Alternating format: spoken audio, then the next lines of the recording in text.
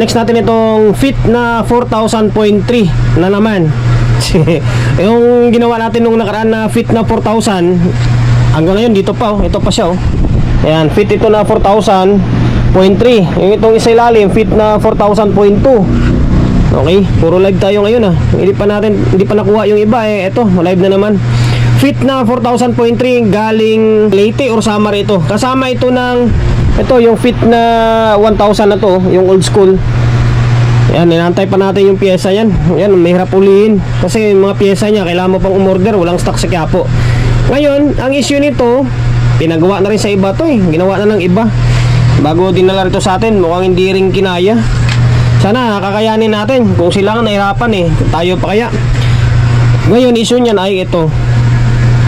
Wala itong audio. Ito, pakita ko sa inyo. Wala siyang bias. Sa totoo lang, naka-normal mode naman siya kung tingnan nyo. Naka-normal mode siya. Pasensya na, GoPro yung gamit natin ngayon. Yung iPhone ko, naiwan yung charger. Ito, tiyaga muna tayo sa GoPro. Pansinin nyo. Ito. Wala siyang biasing oh. Oh, wala. Diba? Same din dito. Dapat may mga around 0.4 to kasi 0.4 yung bias nito eh. Oh, wala siya oh. Okay. Wala siyang bias. Ngayon, ito yung alamin natin kung bakit wala itong bias. Okay. Ngayon, ano gagawin natin? Baklas na. Channel 1 or channel 2? Bahala na. Sabi unahin natin dito. Kahit alin naman dito, wala naman tayong choice eh. Ito, channel 1. Ito, pares lang naman natin baklasin to. Na-check ko na halos lahat. Wala naman ako makitang sira. Itong channel 1 ngayon ito, inangat ko muna itong channel 2. Focus muna tayo dito sa may channel 1. Na-check ko na yung fuse, buo naman. Tapos halos wala naman ako makitang totaling sira ba. Although may mga repair na. Ngayon, sukatan natin ng biasing to. Ano natin? Parang kwan lang, parang nasa bias lang. Baka mamaya pinihit yung biasing. Try natin i-fix bias to.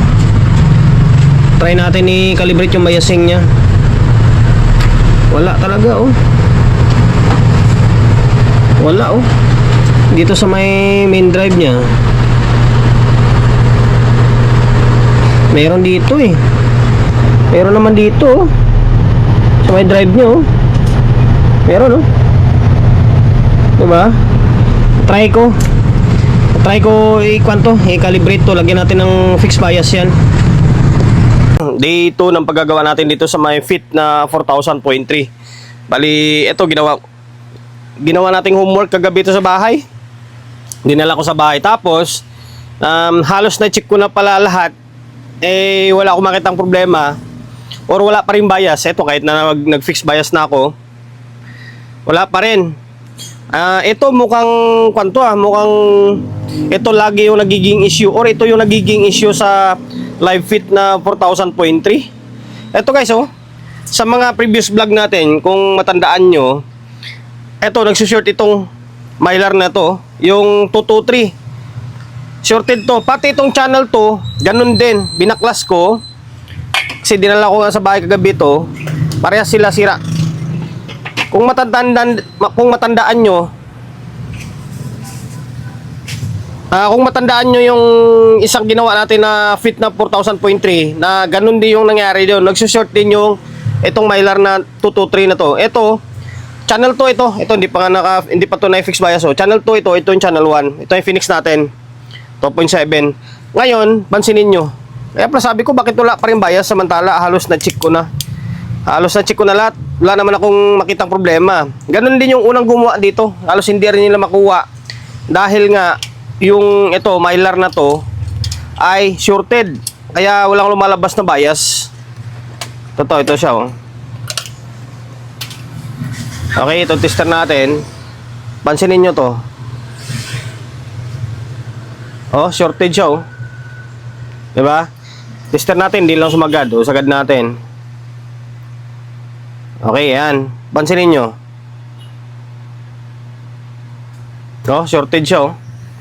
Same din ito. Malamang isa lang yung problema nila nito. Ito oh. Medyo mahirap lang. Ayusin natin tester natin. Ayan. Wala. Kaya sa mga maka-encounter nito, check nyo to lagi. No? Shorted, oh. Mylar na 223 ito. Laging sira to, no? Ito parang pangatlo, pang-apat ko na fit na 4,000 ito na halos iisa lang yung sira niya. Masisibak yung mga parts, tapos magsushort itong mylar na to, yung 223 na to. Ang gagawin ko, patinuin ko muna to, saka natin sunod to. Ito naka-fix bias na yan, 2.7, no? Okay, ang gagawin natin, putulin na natin to. Yan, sigurado ko magkakaroon na ng bias to. Okay. Yan siya, 223. Yan, 223. Medyo malabo yung camera natin, ah. Yan. Ito na siya. Yan, 223J. Parang 50 volts lang ito, no? Yan, palitan natin. Papalitan natin to, tapos salang natin ulit. Naibalik na natin yung board. Pahabol ko pala. Nagpalit pa ako ng ito. Yung 551 kanina. Ay, 551, ala. Nalaglag pa. Nalaglag kaya yun. Itong 5.1 na Zener diode to, yung pinalit nila parang signal diode eh. Ay, yung switching diode. Na pinalitan ko.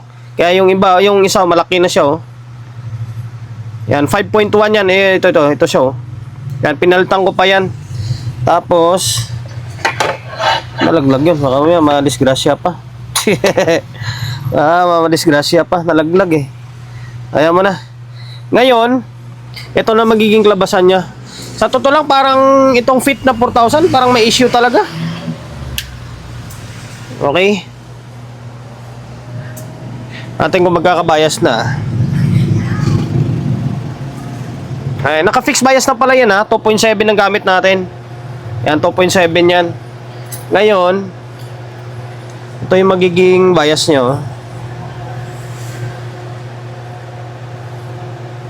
Oh, ayan, nasa 0.25, nasa 0.3 yan kapag nasa digital. Binabaan ko lang sadya. Ginaya ko lang dun sa dating ginawa natin na fit na 4,000. Okay? Yan, naging okay na ito. Oh, ayan, oh. Ganda ng bias niya. Okay, 2.7 ang gamit natin dito, ha. Tagalan din ako bago na patino. Yun lang, yung mylar na yan, oh. Yung 223.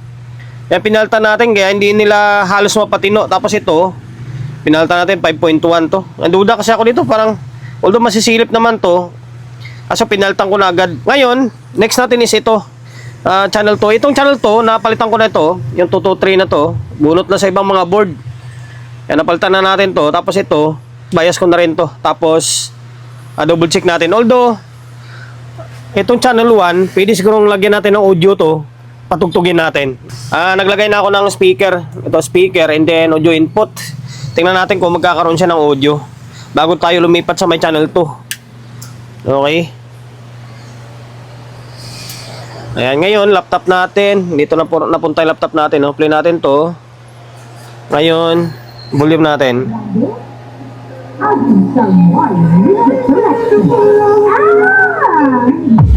Ayun, no? Okay na. Okay, may audio na siya. Next is channel 2. Papunta natin tong channel 2. Troubleshoot ko muna to. Sana wala na akong makita problema. Ito, i-fix ko na rin to. Tanggalin ko muna tong blurred ka. Tanggalin ko muna itong 103 na to na trimmer. Tapos lagyan natin ng 2.7K lang.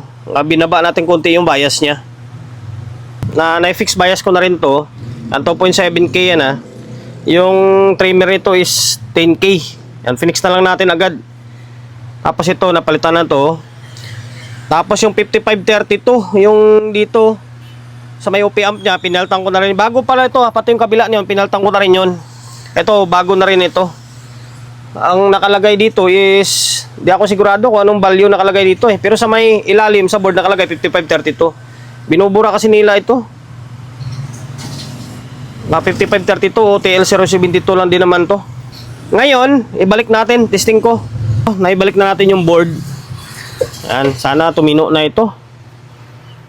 Sana tumino na. Ngayon, on natin. Okay, nagnormal na siya. Ngayon dito, sukatan natin ng biasing kasi na-fix na natin. Yung 2.7 na nilagay natin, sinadya na lang talaga na, sinadya ko talaga yon binabaan. Kumbaga nasa 0.3 na lang yan. Ito, naka-charge pa kasi yung digital tester natin, no? Kaya analog yung gamit natin. Ngayon dito, oh, ayan, oh. 0.25. Nasa 0.3 yan kapag nasa digital.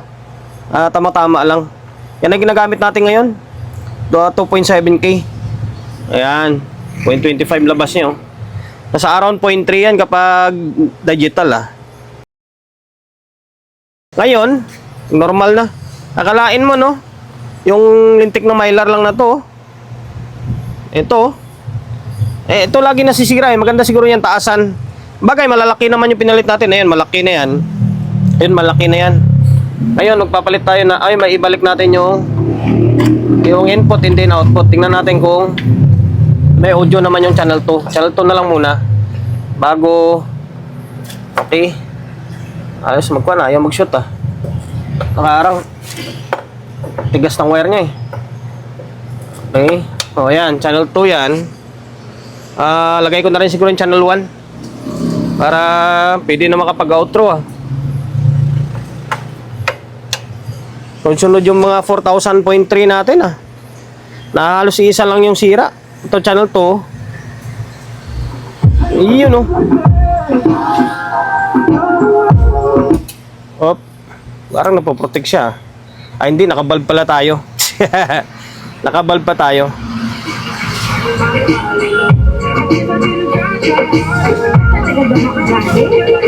Okay.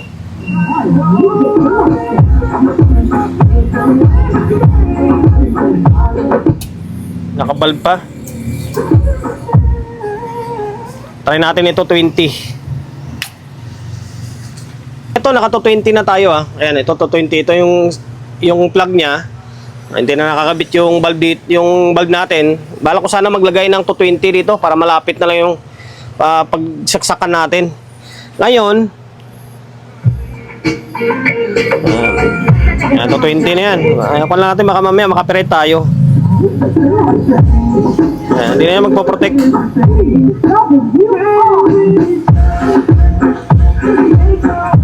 Okay.